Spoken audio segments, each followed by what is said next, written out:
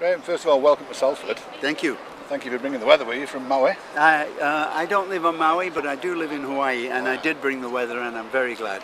Because normally in Salford at this time of year, it's a little grim, isn't it? Well, that is one word for it. I'd say you've come a long way from Skinner Street, I believe, isn't it?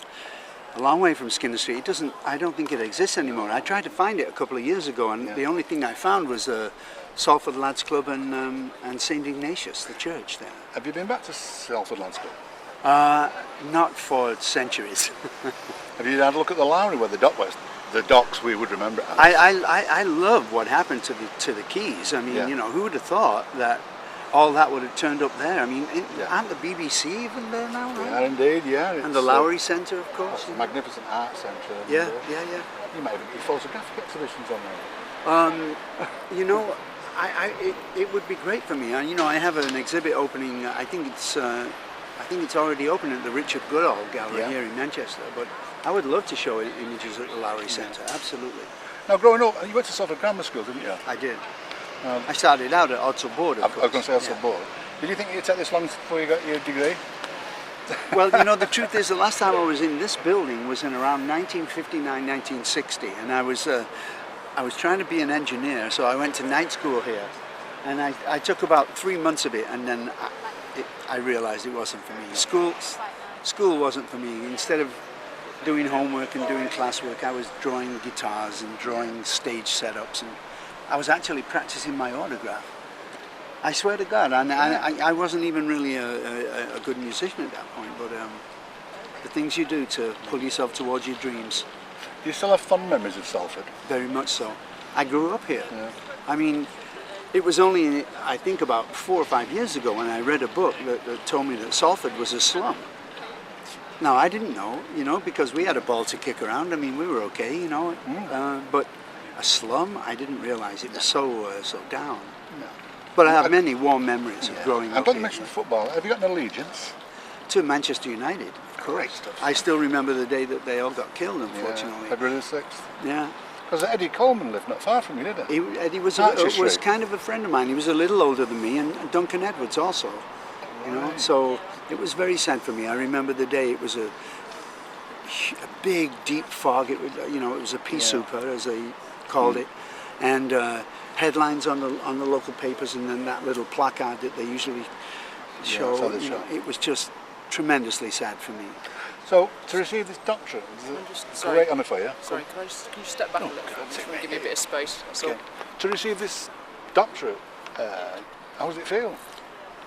It feels like a great honour. I mean, I got into music to make music and to attract girls, you know. I didn't get into this for awards, and I've had many awards in my life. I mean, even last year, the Queen of England gave me an award. OBA, you obviously, didn't you? Yes. But I think it's in recognition of what I've done with my life, how much my music has helped people, you know, help them feel less crazy and less lonely, you know, and more aware of what's going on around them in the world. And I'm very thankful. On a little personal note, this Graham, the album Deja Vu, my mother, of all people, I mentioned earlier that she's got this photograph of him. She used to incessantly play Teach Your Children Well. She thought that was the best song in the world, and I thought, well, that transcended. But I thought I was a rock and roll kid. I smoked dope. I don't want to. I think what happened with Teach Your Children is that I managed to capture an essence of a deep truth, that we do have a lot to teach our children about how to grow up and how to appreciate their fellow human being and how to be kind and generous and be treated the way that you treat other people.